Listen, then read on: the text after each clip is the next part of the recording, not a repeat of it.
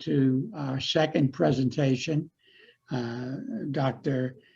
Stephanie Smith.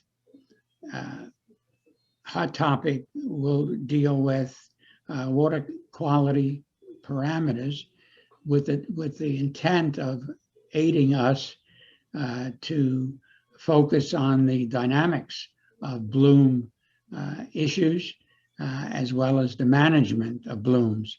And this will be a good lead-in to the topic that Fred will cover a little later. Stephanie is segment product manager, I believe, with Xylem. Very well qualified, and I'm can assure you we're all looking towards a very informative presentation. So thank you very much for being with us here today, Stephanie.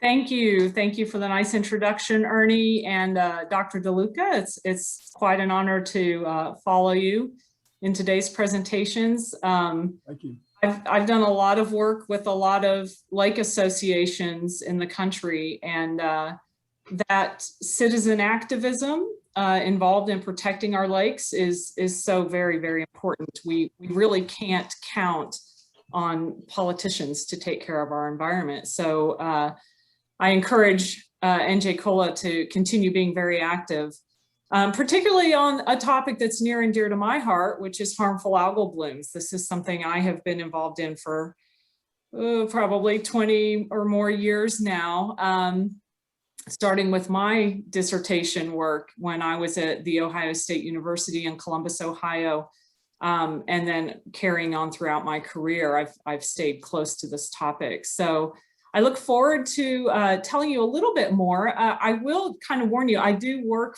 in private industry. I'm not in sales, but you will see me talk a lot about our products and how we use them around this topic of harmful algal blooms. And my real aim there is to kind of let you know where the technology is heading and what I see on the horizon for monitoring technologies.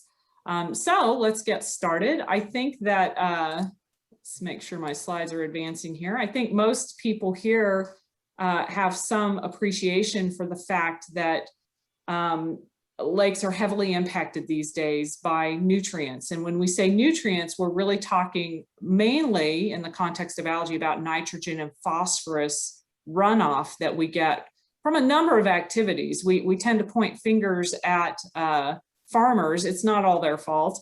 There are lots of sources of nutrients, including sometimes the lakes themselves just have a lot of nutrients in their sediments, and some activity might cause that to leach out.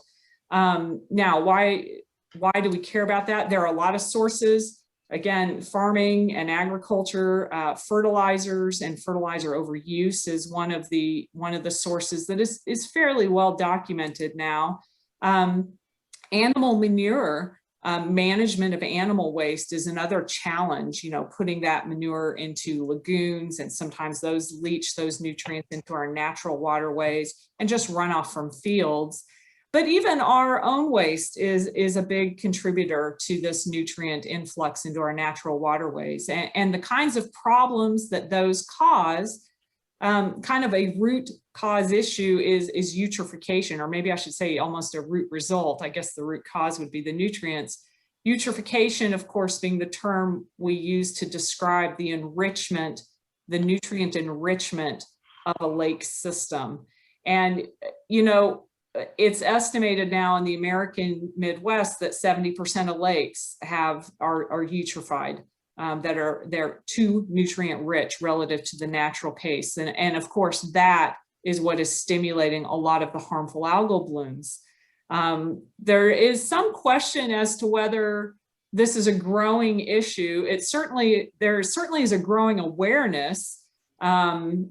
But, there have been some questions about, well, is it just that we report it more and we pay attention to it more? I think the scientific evidence suggests that there are more harmful algal blooms now than there used to be. And it's driven not just by nutrients, but it is also driven by climate change and events that help introduce those nutrients into our waterways. And of course, this can have human health consequences. The toxins that Dr. Lubno is going to talk to you about. But there are other consequences of eutrophication and harmful algal blooms, nitrate, blue baby syndrome. These are things that we don't want in our reservoirs and drinking water sources. And so the reality is that remediating this problem costs us about $1 billion a year. It is not a trivial issue. The only reason I point that out, as if all the other stuff wasn't bad enough, is when you start having these economic impacts and you can translate these things into dollars, you start getting the attention of the politicians and people that can start helping us implement practices to do something about it. I will just say this is a great need we have, and something that I think lake associations like NJ Cola are fundamental in helping us translate the environmental problem to the economic problem. I've seen that a lot in my now former home state of Ohio, where we had enormous harmful algal bloom issues that continue there. But it wasn't until Ohio State University hopped in and starting help build the economic models, and it wasn't until Buckeye Lake and some of those earthen dams like Dr. DeLuca spoke about started failing, and they started having big harmful algal blooms. Buckeye Lake being a place where, putting it bluntly, a lot of really rich people live. Then you started seeing a little more movement from the state government on this issue. And so I think NJ Cola and organizations like it are really important on this topic. So why then today am I going to talk to you a little more broadly about water quality? And the reason that I always provide is that when it comes to managing harmful algal blooms, early detection is key. And I think that early detection of either a situation that can foster a bloom or of the process or progress of a bloom really is the key to management. I think all of us would agree that prevention is the best medicine. But the reality is we're not getting a lot of prevention.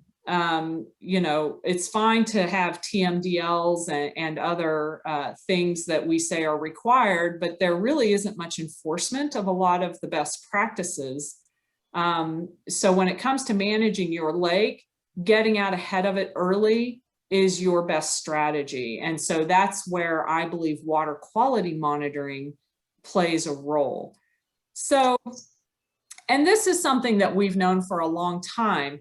One of the reasons I use this quote from Fred Tyson from 2014 is that 2014 is the year that we in Ohio had the harmful algal bloom that shut down the water supply in Toledo.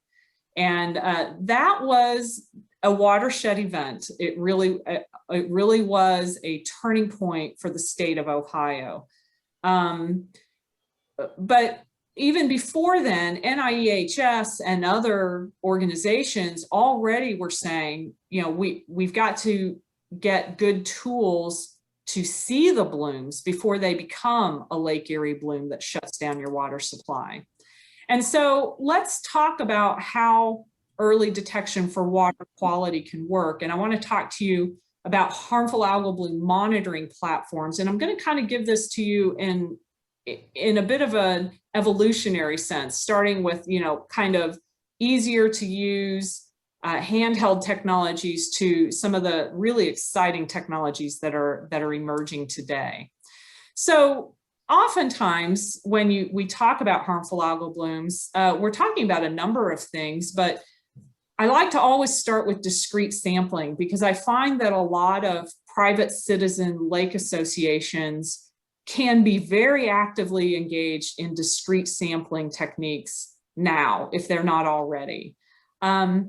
That can include what we refer to as collecting grab samples and either looking at them under a microscope or sending them off to a laboratory for toxin testing or analysis of the algal species that are present. It can also mean using an instrument like one of ours, a handheld meter that has a sensor on one end that you put in the water that can tell you something about the pigments, or using, I'm a big fan, and this is a little bit heretical of me to say this, I'm a big fan of handheld fluorometers like the Turner Aquafluor, things where you collect a sample and you put it into the fluorometer and it tells you something about how many pigments are in the water, giving you an idea of the algal population. Now, we typically then, kind of the next level up from that is what we would call continuous monitoring, where you actually deploy a sensor into the water, either at a bank location or on a buoy, or even on what we call a profiling buoy, where you can put that sensor up and down in the water column and have an idea of where the algae are in the water column. This brings a lot of advantages. One, you get a lot more data per unit time, so you don't miss events. When you look, for example, at what you see with discrete sampling, there might be a lot going on here that you don't see, but you do see that when you're collecting a data point, every 15 minutes, 24/7. And those data are often sent via telemetry to satellite technologies or the cellular networks so that you can get those data in near real time. This is sort of the standard today. That is where things are today. And let's talk a little bit about what those sensor technologies are looking for to help you in early detection. Really, the foundation of most harmful algal bloom monitoring programs is looking for the pigments of the algae. And the algae have these pigments so that they can perform photosynthesis. It's important, I think, to realize that the algae can regulate the levels of those pigments. And I point that out now because there is not a one-to-one relationship in the amount of chlorophyll or the amount of phycocyanin and the size of the population of the algae.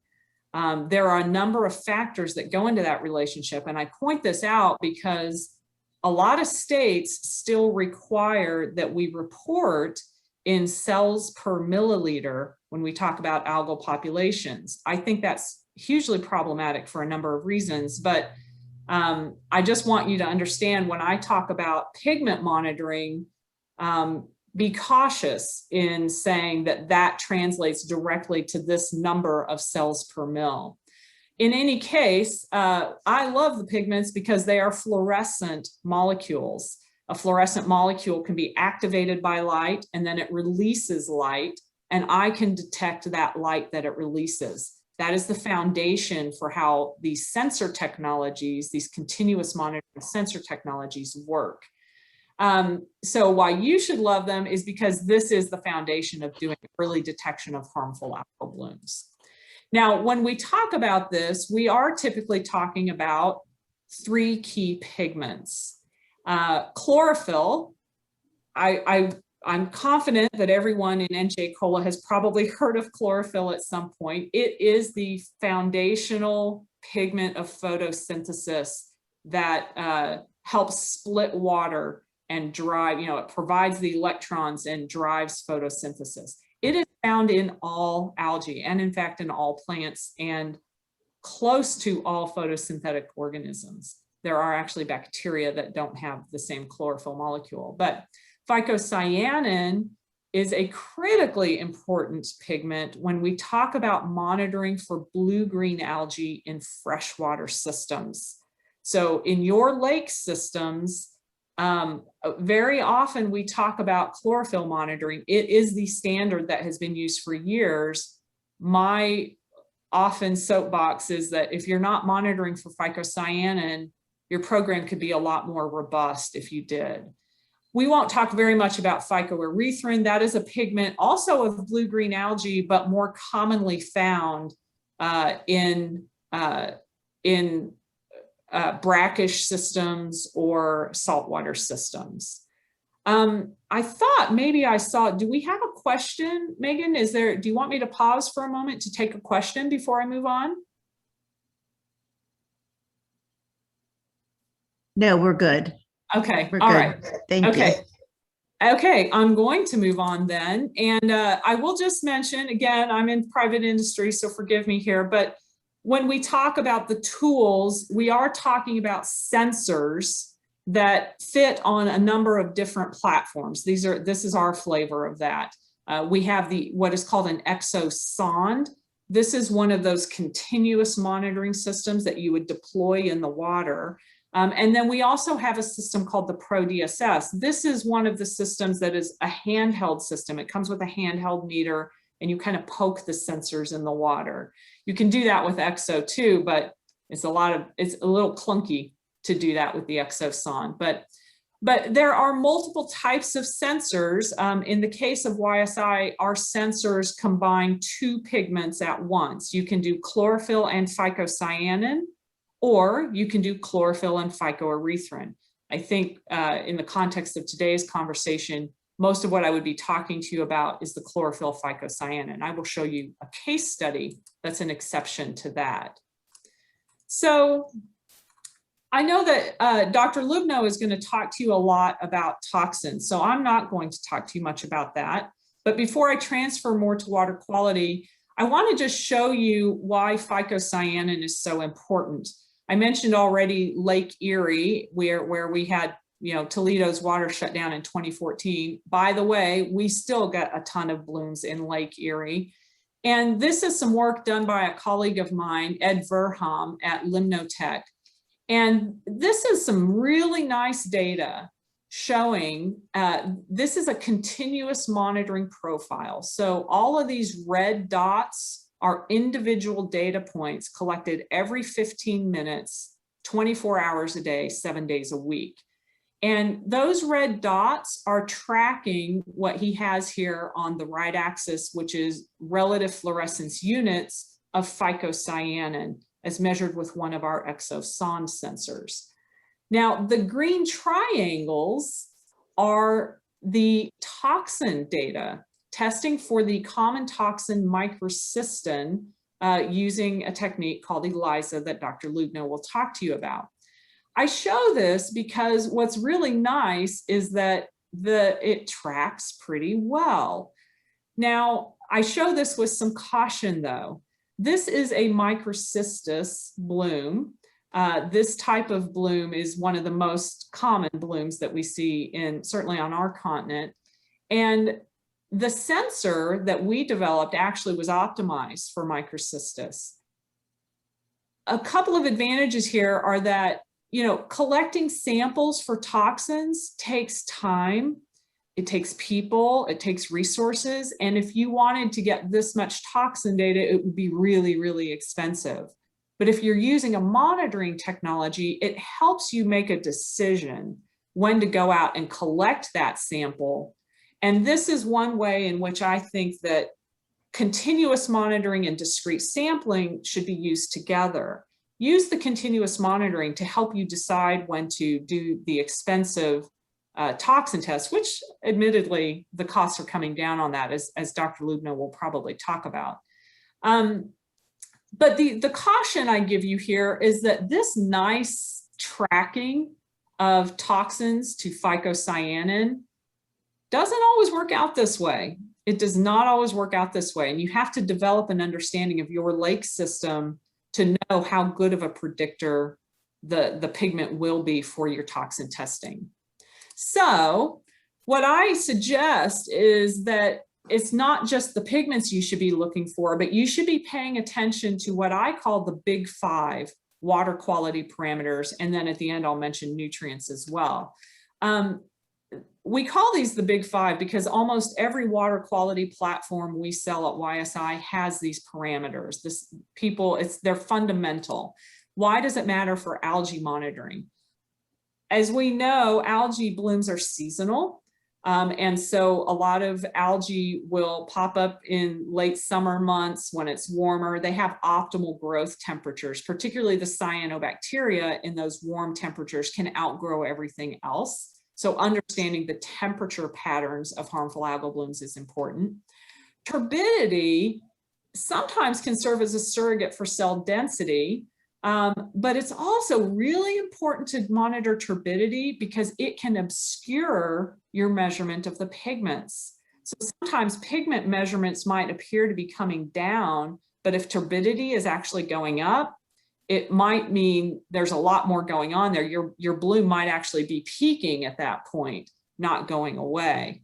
Conductivity is important because algae do have optimal salinity requirements. This is especially important in brackish systems. You know, if you look at the Florida red tide, for example, so that's a little less relevant for lake people. But DO is a big one. Every algae monitoring program should incorporate dissolved oxygen. And that's because oxygen is a product of photosynthesis. And I'll show you an example of where that's really important. But the other thing that happens with oxygen is as the algae die, systems often become very hypoxic or even anoxic because heterotrophic activity degrades those algae that consumes oxygen and dissolved oxygen levels plummet. Fish kills in lakes are usually because of dissolved oxygen issues. They are not because of toxin issues. Next is pH. I think this is behind DO. This is the other one that I would, whoops, sorry, wrong click there. Besides DO, pH is very important because pH increases with algal growth. This has to do with the chemistry of CO2 and water.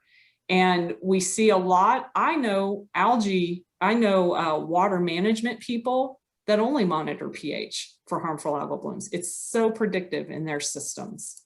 So let's look at some real world examples where people are using these water quality parameters for early detection and management. One of my favorites was brought to me a few years ago from an organization called ORCA. This is another kind of community style organization, really fantastic in Florida. They have a lot of monitoring stations, and normally if they get a bloom, it looks a lot like the graph you see here. So things kind of bump along, and then they get a big deviation from the baseline. In this case, they're looking, this is actually a phycoerythrin sensor. So they're in a coastal system. So this is a coastal system, it's brackish water. They're using a phycoerythrin sensor. And this is what a blue-green algae bloom looks like to them in their brackish system. Chlorophyll, you know, kind of bumps along. You will see it increase during the bloom. Pay close attention to the numbers on the axes here. But that blue-green algae sensor is the one that really tells them what's going on in their system. Now, Michael Corret is a customer of ours who contacted me and he said, something's going on. So he sent me these data and he said, I have never seen this before. And I was really excited because I had actually been waiting to see this in some data that a customer would actually send me. And what you can see, let's look now at this axis. The chlorophyll numbers are huge here compared to what I was just showing you on this graph. So chlorophyll never really gets above 9 here. Now he's seeing chlorophyll numbers getting 10-fold higher than that. And at the same time, he is seeing big numbers on his phycoerythrin sensor. So he's like, you know, what kind of bloom is this? So I started looking at the other data he was collecting. And something I noticed when I looked at the data was that his pH was really climbing. And that the blue-green algae numbers, while they were really high, they were always high kind of in his background. And so I told him that I think you have a bloom, but it's not a blue-green algae bloom, or it's combined with a blue-green algae bloom. So he went out and he collected samples. And indeed, what he ended up learning was when they looked under the microscope, this was actually a brown tide of the organism called Oreoumbra lagonensis. There were a lot of blue-green algae. They were present at over 20,000 cells per mil, but the Umbra was there at over 3 million cells per mil. So this was a case where the combination of the pigments with the water quality parameters really taught them something new about what they needed to be looking for. By the way, these brown tides are actually not unheard of in the New York and New Jersey area as well. Looking more at a lake situation, my favorite, Lake Erie, of course, in the state of Ohio. This is an example from 2017, I think it was. And this is now taking the technology to a new level. So I've been talking to you before about water quality sensors in the water. Now I'm combining that with a new area of satellite technology. We now have satellites that can see chlorophyll and phycocyanin on the surface of the water. And this is an example of a bloom starting to form, and it exemplifies a couple of things for us. So NOAA has these monitoring satellites that they are using now, and actually they use this for harmful algal bloom forecasting. And you can start to see you're getting some activity. This is a heat map, so high chlorophyll to low chlorophyll. And you're starting to get this is Sandusky Bay in Ohio. And within 5 days, what we see is this is starting to occur through farther into the lake. But this also demonstrates one of the limitations of satellite technology, and that is cloud cover. You can't always see the data you want to see for the simple fact of clouds. So that's something that we still have to deal with satellite technology. However, here's how things were looking by August. We had a raging bloom in Lake Erie, and I wanted to compare for you water quality data from 3 areas of this bloom. So on the one hand, the satellite is definitely telling us what's going on. But in this situation, we also have monitoring buoys. There are about 30 of these throughout Lake Erie using our sondes. And there are some interesting things to note here, where we see very low chlorophyll to medium chlorophyll to high chlorophyll. We definitely see a change in pH. Now, scientifically, is that a statistically significant change? We can't conclude that from these data, but I can tell you this is definitely a trend that we see in Lake Erie and in a lot of other inland lakes. We see this increase in pH.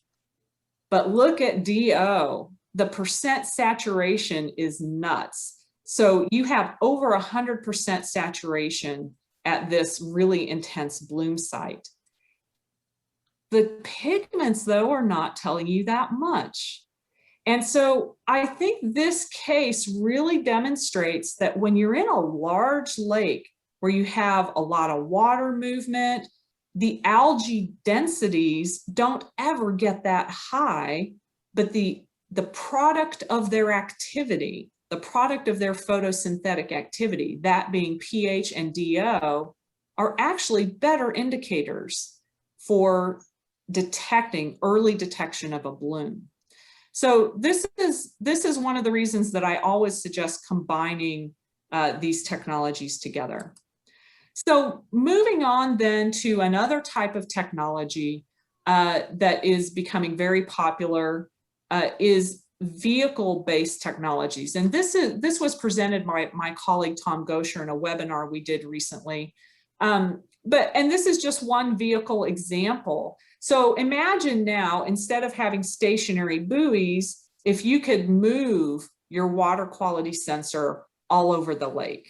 That is what these technologies allow you to do. In this case, this is a surface vehicle called the HiCat, and we equipped it with a water quality sonde, one of those exo sondes that had the full suite of sensors. Now, we had an interesting situation, not too far from where you guys are, but this is near Boston. This is near the Charles River in Boston. And we were working with a team at North Point Park. This is an area where they actually wanted to build a public swimming recreational area right by the Charles River in this park. But the Charles River is one of the most polluted rivers in our country's history, actually. I don't know if it's ever caught on fire like we had in Cleveland several years ago, but what we were able to do was take the high cat out, and within about 30 minutes, we could survey this entire section of the river. We looked for phycocyanin and chlorophyll, and we also had percent oxygen saturation. Here's a really interesting situation. These two pigments were very, very low. Percent saturation was high. So we were like, what's going on here? There's a lot of oxygen activity. Is this like what I showed you in Lake Erie? This is where we needed to go out and really look and see what was there. And what it is there's a lot of vegetation here. So there's a lot of photosynthetic activity, but it's not coming from algae. And so this actually gave them baseline data now. And that's another critical point I want to make. A critical point of doing water quality monitoring is understanding what things look like when they're okay, so that when you start seeing deviations from your baseline, you recognize that you might have a bloom coming on. You're doing that early detection. And so these data are now helping them establish a routine monitoring project for this area as they build that recreational swimming area. So the last thing I will leave you with, because I know I've just about run out of time, but I want you to be aware of, is I opened this by talking to you about nutrients. And we do now have a really transformational technology called the NitroLED sensor that now, besides just looking for those standard water quality parameters, you can actually start directly looking at nutrient pollution alongside all of these parameters. I will never not recommend baseline water quality monitoring when it comes to the management and assessment of blooms and understanding their dynamics and especially early detection. So I'll leave you then with this idea that algae sensors and pigment monitoring, they are designed for early detection, but in some systems, really, you need to have a more holistic approach to early detection of algae blooms, looking at other water quality parameters. pH and DO, I think, are absolutely required. But in all cases, whether you're just using pigments or whether you're doing a full suite of water quality assessment, it's almost more important to monitor when there's not a bloom, so that you get your baseline understanding for your system. And then when these other parameters start changing, you need to either implement a management strategy, send out public alerts, go collect your samples for toxins that Dr. Lubno is going to talk to you about, or start looking into how you can prevent it. You can use this for also tracking sources of pollution and helping you to prevent harmful algal blooms. So that is my 30 minutes, and I'd be thrilled to take any questions you have. Are there any questions coming in? I don't see any questions right now, Ernie. Oh, no, hold on one second.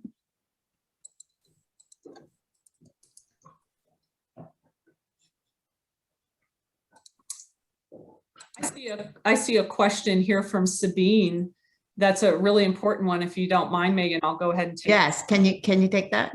Yes, she wants me to expand on why cell count is not an optimal method of quantifying a harmful algal bloom. There are a number of reasons, but I'll give you a couple of my favorites. First of all, cell count means nothing in terms of toxin production. There is not, I have collected samples that have 1 million cells per mil and not a shred of toxin in them. So that's one reason. Typically, when we are monitoring for harmful algal blooms, one of our primary concerns is toxin production. And there is this misperception that cell count is predictive of that. Often it is, but it is not always, and it can be misleading. The other thing is that cell counts don't do much for you for early detection. You know, cell counts are fine when you've got enough algae and when you've got people who are going to take the time to filter it and concentrate it. But it's also a very method dependent process, and it doesn't help you with early detection, in my opinion. The other thing is, it is still a little bit of an art, even when you use technologies like the flow cam. So for example, there was a case out in San Diego, actually, where they noticed one year that all of a sudden their cell counts were lower, and they started seeing it trending down and trending down. But it appeared to them that their bloom issues were not trending down.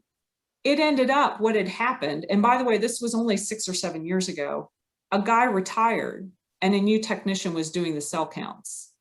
And there was such a difference in how they handled that cell counting. So my opinion is there is still a bit of subjectivity to that. Sabine, I'd be happy to talk to you more about that, because there is much more that could be could be said about that.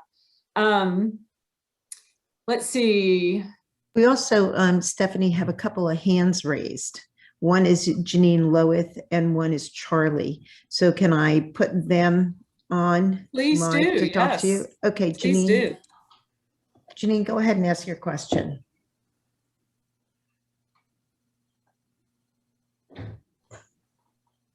Janine, can you hear us? Make sure you're not on mute, Janine. That's the bane of the Zoom existence, is we forget to unmute ourselves sometimes. She also typed her question, as did Yeah. Charlie.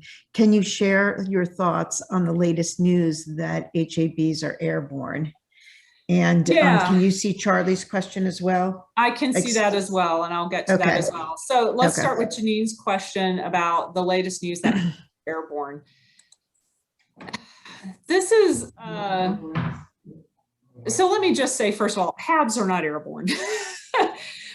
You know, what can happen is there can be mechanisms where you get aerosolization of water. And so, for example, they had issues, this was many, many years ago when I was working at another company, where they were doing drills. The Army was doing drills, and they were dropping guys into water, because that's what the Army does. And the helicopters were actually creating an aerosol over the lake, and people were inhaling that aerosol and getting sick from algal toxins. I don't even know if that's a published situation yet. So, and I think when you talk about red tides, there is clearly the potential when you have, you know, crashing waves and you get aerosolization of the brevetoxins that are produced by Florida red tide. I think that's a little bit different than saying HABs are airborne. You know, as a microbiologist, when I think of something being airborne, when we talk about COVID, for example, you think about it being very transmissible through an airborne mechanism, where I cough, you inhale. You really have to be in close contact with a harmful algal bloom, and there has to be a creation of aerosols for it to really be an airborne issue. I hope that clarifies that a little bit for you, Janine. Charlie asked about the fundamentals of algae blooms, DO2, and fish die-offs. Very happy you asked about that, because this is so important for lake associations. So what happens is, as an algae bloom matures, you know, you've got a ton of algal biomass. That is very rich organic matter. And as those algae die, they start to sink in that lake, and they get down into those sediments where you have all these other bacteria. And those bacteria start munching on the dead algae. Again, it's just a rich source of nutrients. It has everything the bacteria need, right? The carbon, the hydrogen, the nitrogen, the phosphorus, and so forth.